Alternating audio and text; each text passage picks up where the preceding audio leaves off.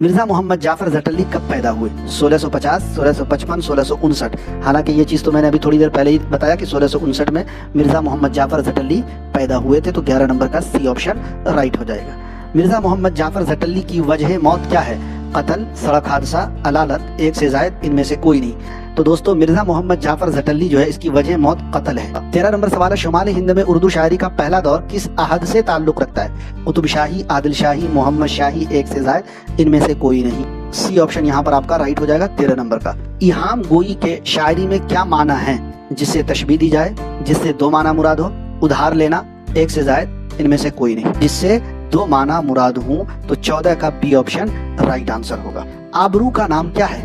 نجم الدین، شاہ مبارک، مبارک آبرو، ایک سے زائد، ان میں سے کوئی نہیں۔ 15 نمبر سوال آپ کی اسکرین پر ہے۔ آبرو کا دوستو اصل نام اگر دیکھیں گے تو نجم الدین ان کا اصل نام ہے، لیکن عرف میں جو نام ہے شاہ مبارک ہے۔ تو یہاں ڈائریکٹ پوچھا گیا کہ آبرو کا نام کیا ہے، یہ نہیں پوچھا گیا کہ آبرو کا اصل نام کیا ہے۔ اگر آبرو کا اصل نام پوچھا جائے تو نجم الدین، اگر پوچھا جائے آبرو کا کی عرفیت کیا ہے تو شاہ مبارک، لیکن چونکہ مطلق ہے کہ آبرو کا نام کیا ہے تو نجم الدین اصل نام